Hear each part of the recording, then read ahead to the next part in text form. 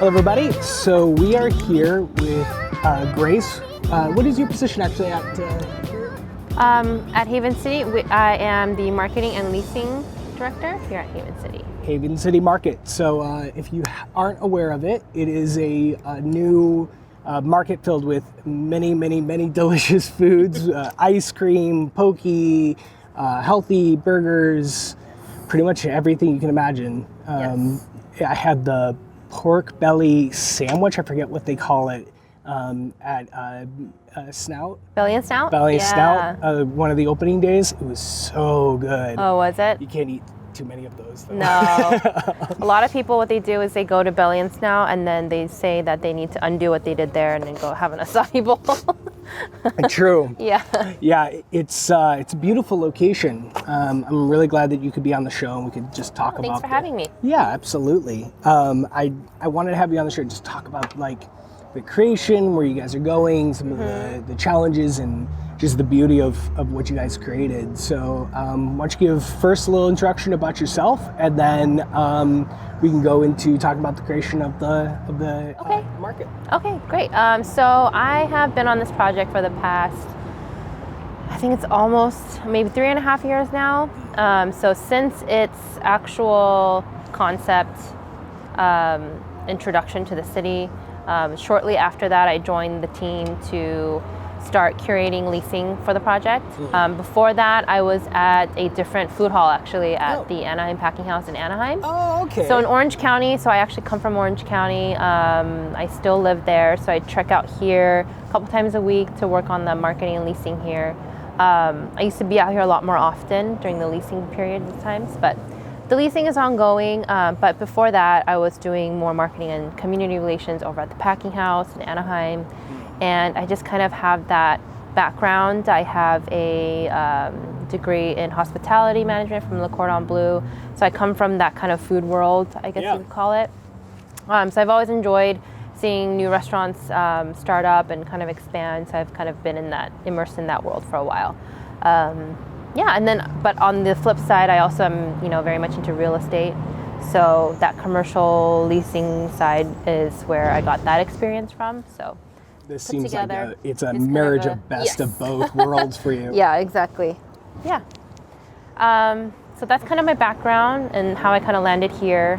And this has kind of been my baby since then. Yeah. Yeah. That's wonderful. Yeah. So how were you brought onto the project? So the developer found me. It's actually funny because we have a bunch of mutual friends. Never met, but he kind of found me while I was in Anaheim, and we kind of had some conversations, and then he asked me if I was interested in this project, and I was, being that it was a brand new project, and it was going to be curated solely in-house. So that was what intrigued me the most. So after a couple months of thinking about I know the drive is a little far for me, but I think being part of something big like this, especially being the first of its kind in its area, was really interesting to me. So I want to be part of that. So I eventually, left Anaheim and then came here. Yeah. That's wonderful. Yeah. What was kind of the, because I know these packing house kind of concepts are popping up a little bit more around LA. Some areas they might be a little bit more popular, but in LA they seem to be growing exponentially around Absolutely. here. I think just nationwide in general, they're starting to pop up, especially in old refurbished buildings, because retail, it's not, I wouldn't say dying, but it's on its way to kind of reinventing or becoming a different type of breed now. So I think that food halls are great to move in because everyone always has to eat.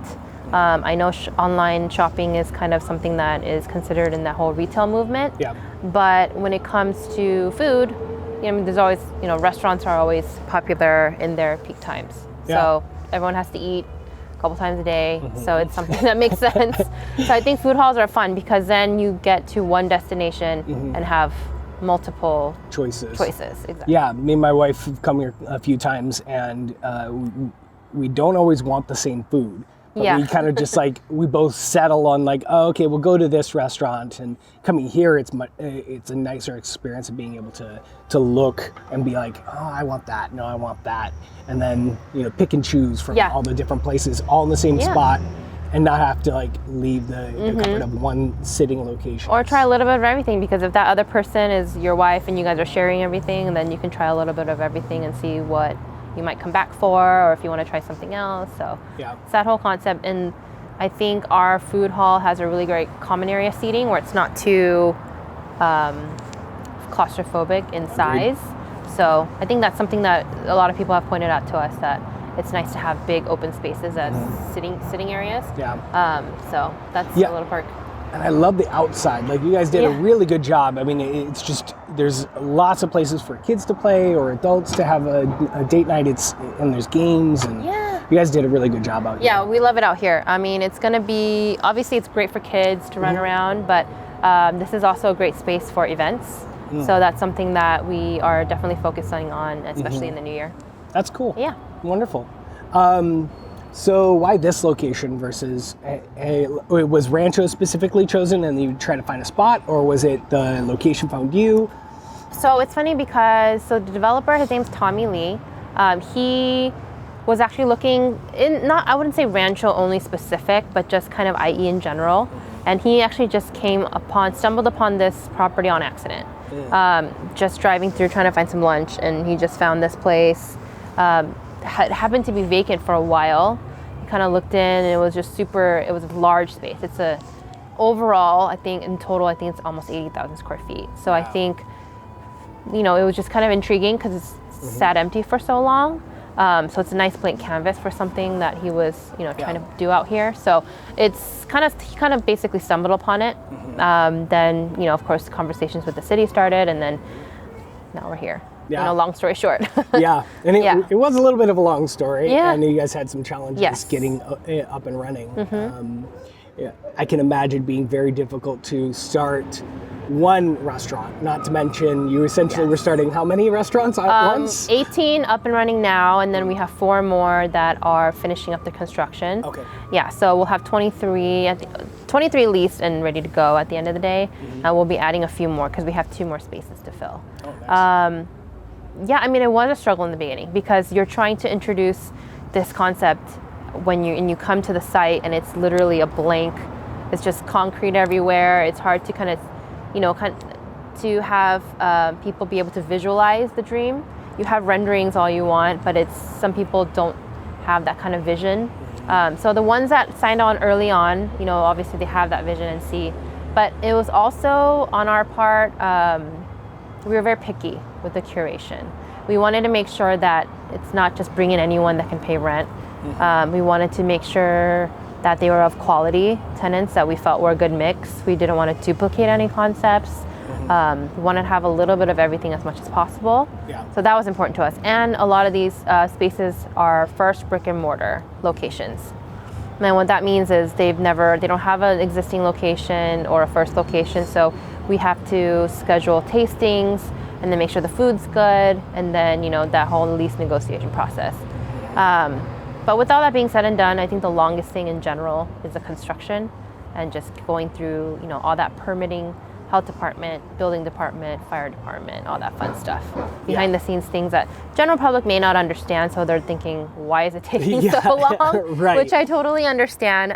But I think for us it was worth the wait because we really put a lot of love and a lot of time and effort into making sure these were all built out well, and we put something in here that we actually thought would do well.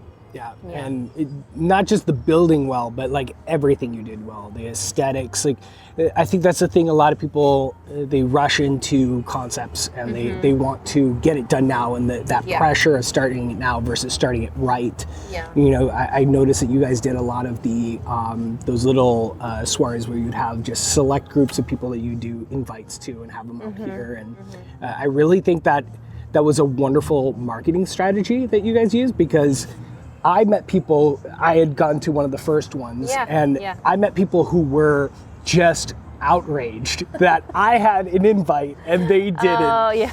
And it created this extra buzz that people were like, tell me when the next one is, tell me when the next one is, I'll go. Who do I have to talk to? And then it creates this exclusivity that I just thought was wonderful. I don't know if that was an intentional thought or not, but it was a great, and also people get to try the individual food there. Oh yeah, So, yeah. So you were on our special list, I guess you could call it. Yeah, because we wanted to. We knew that we didn't have a date yet, even at that point, or we were really close or whatnot. But I think just making sure that the people that have eyes on us knew that, hey, we're close. We're not just here twiddling our thumbs. We're here trying to make something really special happen. It just takes a lot more time than people expect or anticipate. So we just, wanted to just thank our local, supporters, our community. I know that not everybody was invited, but I think that was kind of strategically done so that we can kind of ramp up to, the friends and family night, and then after that, our grand opening. So, yeah, I agree. I think if someone just did one grand opening, it's pacing out that conversation, because it's that conversation afterwards of someone posts and they talk about it and share, and then other people, they meet them like, oh, I saw you at that place. When you do it just once, when you do one gigantic one, it really almost loses that sizzle. But by pacing out, how many did you do? So we did one media night. I feel like, I know it's only been over like a month, but I feel like it was like decades ago. I don't know why. Probably I don't know a lot of work. So we did one media night, and then we did the friends and family night, but we also included media in that friends and family. Okay. So it was more of like a friends and family plus the extra media that we kind of, found local influencers or like media influence in general, and had them out, or as many people that could make it. That was the week before, and then we did the grand opening. Yeah. That strategy of using social media and finding those local influencers was also brilliant. The impact that one person has on a local community when people follow them and they have a large number of followers, and then bringing them and saying, hey, here's free food, just post Come it. and eat. Just post it, talk about it. How did you happen to find your social media? So it was a lot of times it was just as easy as just sending them a DM. We're on such a social media ran world now, and just in general. So if we literally just hopped on to Instagram, we would just message a bunch of them or email them, whatever was the best form of communication, and just say, hey, we'd love to have you out, try the food. We're going to be opening soon. I think it was just a way to get local tastemakers just to try it before it opens, because I feel like that creates a type of exclusivity, I think, like you mentioned before, that we were trying to make sure that at least local social media influencers would appreciate. Yeah, absolutely. Yeah, creating that, showing how trendy the locations are, how good the food is. And we wanted to make a night of it, so we did the live music. We did, try to make it a fun night rather than just like a very stuffy, like tasting kind of night. It was more, we wanted to have everyone come out and just have a good time. Yeah, that was great. Were there any challenges with the social media influencers, or things that happened with that you maybe you didn't anticipate when you were trying to invite them? Not really. I mean, there were some bigger ones that we, maybe could have reached out to sooner, but we were so, engulfed in planning for the grand opening that I think that some people couldn't make it, which was okay, because we at least put them on our radar to invite to future events, because we'll have more events like that. But for the pre-grand opening or sneak peek, we didn't really have too many problems. The response was actually really nice. People were really, kind of responded really well to it. Yeah. Even before and after the event. So I think it went okay. I think it went wonderful. I couldn't find parking, and I got here early. I got here very early, and I could not find any parking. So I think you did very well. Yeah. You said early. You should have contacted them earlier. For those bigger influencers, what would have been an earlier time to? I can't put an exact. Maybe a few months. Oh, but then again, at the same time, I feel like, just in general, we're all a little more. Our attention spans aren't as long as they, used to be, at least when we didn't have social media and all this technology. But, I mean, maybe a few months, because just some of them plan out things and events a lot far in advance. Is what I've learned is especially the ones that aren't local.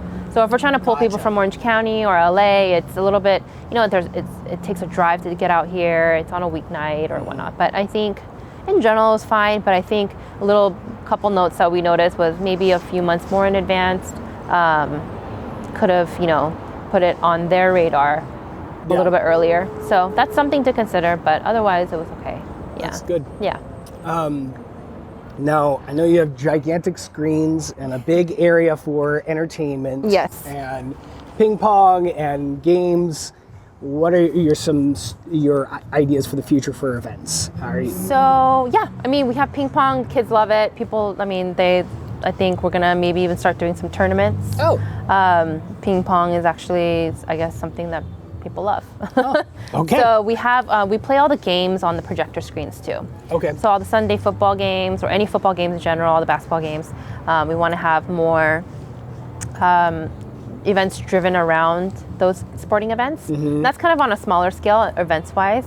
And we'll do other small scale events, like we'll do paint night. We had one the other night where Purple Easel comes out and they host a paint night, and that's been a lot of fun for a lot of our patrons because you can grab food from anywhere and just go and paint and do your thing.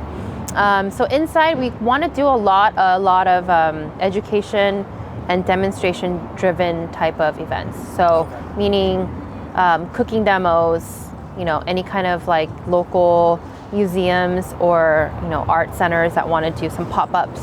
I think Chaffey College, their culinary program also wants to do some pop-ups out here, cooking pop-ups. So those types of things. And then outside is kind of where the larger scale events would take place. Okay. Yeah. And what kind of ideas for those? So our first one is actually on the 21st, December 21st. We have a Haven City night market. Okay. So that's gonna be a lot of fun. We're gonna basically have a bunch of local makers, non-food. Okay. So a lot of local makers in terms of craft goods, handmade goods, just locally sourced goods to sell. So you can find one-of-a-kind last-minute gifts for Christmas. We'll have a live band out here. We'll have maybe a hot chocolate bar. We're trying to bring in snow for it too, so it can make it a very Christmas type of atmosphere. That's cool. Yeah. So that'll be our first night market, because we want to do night markets quarterly. Okay. Because I think it's a really great way to showcase local businesses and the small businesses that do a lot of pop-ups that sell really amazing goods. You just don't really find them anywhere. So yeah, that's great. Yeah, I love that. Yeah. So what marketing strategies have you used for connecting with customers? Because influencers, we talked about that in events, but are there marketing strategies, advertising, anything that you guys are using to kind of reach out? So we did a lot of advertising for the grand opening. So now that we're about 6-7 weeks in, since grand opening, we've started allocating funds more towards events. That's kind of our way of reaching out to customers, because we want to provide a place to not just come eat. Semi truck right next to us. Oh well. This is a delivery. Hey, it's a restaurant. We're part of the experience. Part of the experience. It's okay. Yeah. So that's kind of a different, I guess, way to reach out to our customer base, because we want to provide events here. We don't want people to just come here, eat, and leave. We want them to come here, eat, experience something, eat again, have a drink, grab some dessert. This is a whole, spending a whole day or night here. So events is one way that we do more customer interaction or outreach. Social media, of course, we get a lot of messages, direct messages, emails, so we try to respond to all of them. And it's a task unto itself. It is, and we love it because we like seeing feedback. But other than that, I think the grand opening was where our heaviest advertising dollars went towards. Makes sense. And so now that we're kind of approaching the end of the year, we're focused on events and the holidays. And so come January, I think we're going to start looking at different avenues of advertising, see how creative we can get, what kind of media platforms we prefer, what we didn't or we did like for the grand opening, and then kind of test the waters on that, trying to see what we can do for year one. Were you strictly doing digital advertising, or did you do some We did, for the grand opening, we did digital, we did radio. Oh, okay. Yeah, we did billboard. So those are some avenues that we did for the grand opening. We did mailers, and then we also did door hangers. the kind of the old school way. You covered the Yeah, a little bit of covered the guerrilla gamut. marketing in there. Yeah. Yeah. So yeah, I mean, we did flyering too. We had, you know, a marketing girl do some flyering as well at local businesses without, you know, getting kicked out anywhere. So just tried a little bit of everything Yeah. just to see what this community or this demographic responds to. Yeah. Yeah. No, absolutely. And sometimes when you're new in a community, you kind of have to try a little bit of everything. Yeah. You know. Yeah. But yeah, no, that's good. I think you covered. I talked about it in the last podcast, but there's an advertising funnel, and you kind of work people through it. And awareness has to be the first thing. It sounds like you covered all the things that are awareness based, where it's like, no, we're gonna let you guys know that we're around and keep a good frequency in different mediums and places to post it. It's good. Yeah. You guys, all your advertising, your graphics, and pretty much everything I see from you guys is always on point. So. Oh, thank you. Yeah. No, I appreciate that. I mean, I know it's impossible to reach out to obviously everybody in the community, but I think that's what sets us up to, you know, sets up our work for us for the rest of the year and for next year. Yeah. Perfect. Is there anything else you'd like to share, maybe tell people about before we end? No, I mean, we're really excited to start opening up these last few shops that are coming soon. So I think just to make sure to follow us and look out for us for our upcoming restaurants and our events, because we're really excited to do some really cool different things here. Yeah. That's good. Yeah. And anybody who's interested in coming to Haven City Market, it's on Archibald Arrow and Haven. Yes, Arrow and Haven. Yes. And right on the corner. You can't miss it. And havencitymarket.com. havencitymarket.com, and of course at Haven City Market. Yep. Perfect. Well, Grace, thank you so much for your time and knowledge and insight. And anybody who's interested, come into the shop and try out their great food. Thank you for having me. Thank you. All right, everybody. So I'm going to show you Haven City Market. This is the outside.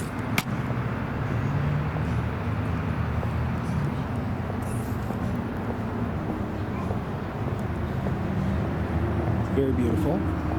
I'll take you inside the first door. See if I can get in this way. This will be a pasta restaurant. It's not available yet.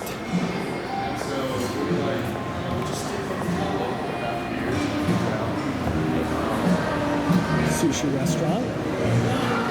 This is Native Sun. Great bar restaurant.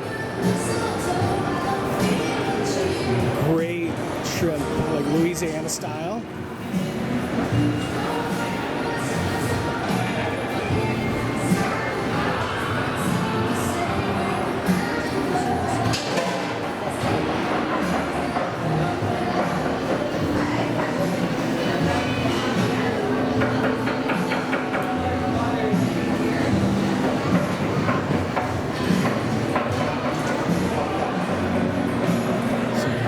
If you're interested. Good Mediterranean. We talked about this stage that they have. Big stage with large screens. Ping pong. Beautiful skylines that they have here. The aesthetics are just beautiful.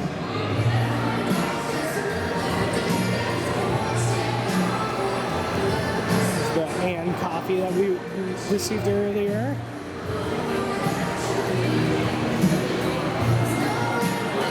Boba. Turkey.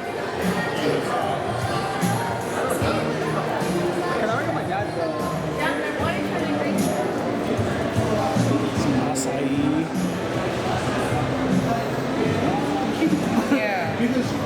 This is going to be fun. I don't know if they're making it right now, but they're doing nitrous ice cream.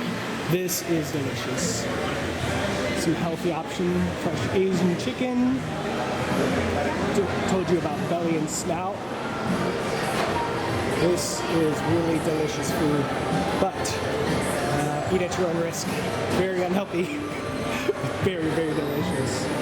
Hamburger and fire and wings. So that's it for the tour But thank you all for coming, for being on the show. If you have any questions about Haven City Market, just message me and I'll get that information over to you. And again, thank you so much, everybody. All right.